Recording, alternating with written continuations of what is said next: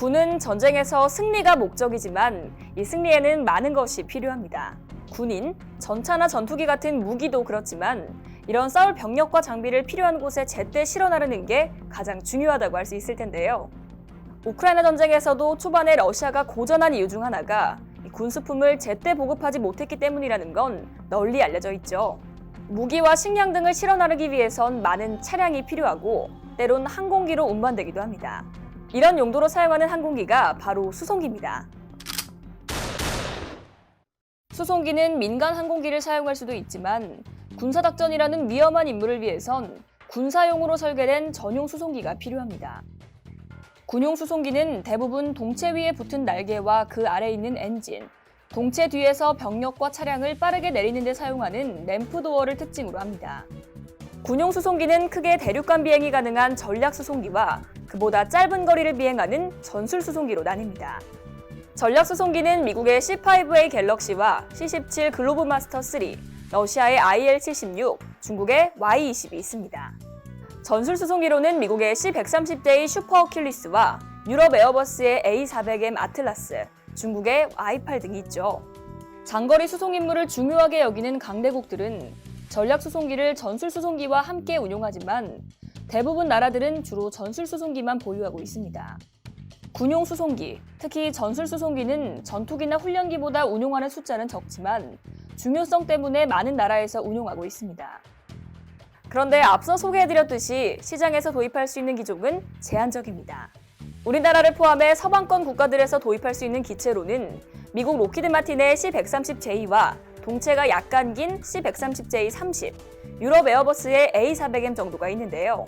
현재 세계 전술 수송기 시장의 강자는 로키드 마틴의 C-130J입니다. 개발국인 미국이 공군, 해군, 해병대의 엄청난 수요를 기반으로 세계 시장을 석권하고 있다시피 합니다. 로키드 마틴의 C-130J는 이전 모델인 C-130H를 대체하기 위해 개발됐는데요. 우리 공군도 C-130J와 동체가 연장된 C-130J-30을 보유하고 있죠. C-130J의 경쟁자로는 유럽의 A400M이 있습니다. C-130J보다 많이 싣고 더 멀리 가지만 가격도 더 비쌉니다.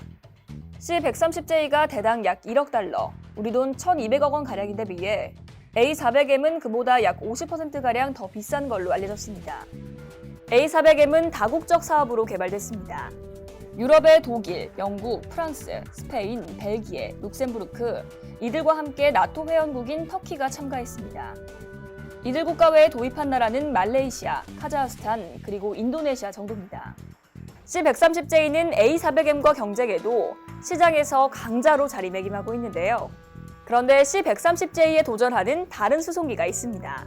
브라질의 항공기 개발사 엠브라에르가 개발한 C-390 밀레니엄이라는 기체입니다.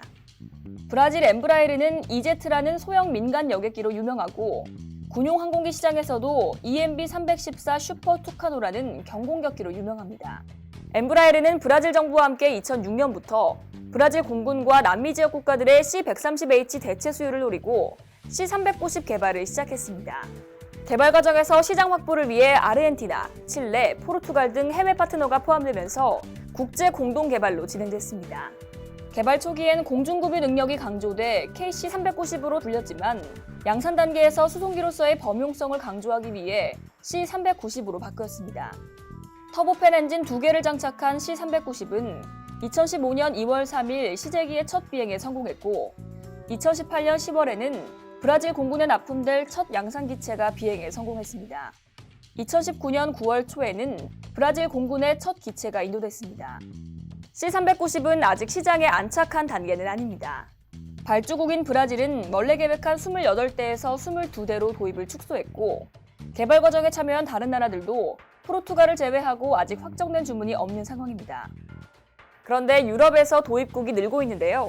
개발에 참가한 포르투갈 외에 2020년 11월 헝가리가 2대를 도입하기로 했고 2022년 6월 초에 네덜란드 국방부가 C-130H 4대 대체를 위해 C-390 5대를 도입한다고 발표했습니다. 네덜란드 국방부는 2026년부터 도입될 C-390이 자신들이 요구한 비행 시간을 4대로 충족할 수 있지만 C-130J는 5대가 필요하다고 밝혔죠. 게다가 유지보수 비용도 낮다고 했는데 이건 수명주기 운용비에서도 유리함을 의미합니다. 네덜란드는 독일 등 다른 유럽 국가들과 수송기를 공동으로 운용하기 때문에 C-130H를 대체하려는 다른 유럽 국가들에게도 주목받을 것으로 보입니다. 엠브라에르는 C-130J를 운용하고 있는 인도에도 C-390을 대안으로 제안하는 등 세계 시장 진출에 적극 나서고 있습니다. 우리 공군도 대형 수송기 2차 도입 사업을 준비하고 있는데 경쟁 기종으로 C-130J30과 A400M이 꼽히고 있습니다. 아직 엠브라에르가 C-390으로 참가를 결정하진 않았지만 만약에 참여한다면 C-130J30과 가격 면에서 경쟁력을 가질지 관심이 모이고 있습니다. 이상 월드 디펜스 선소연이었습니다.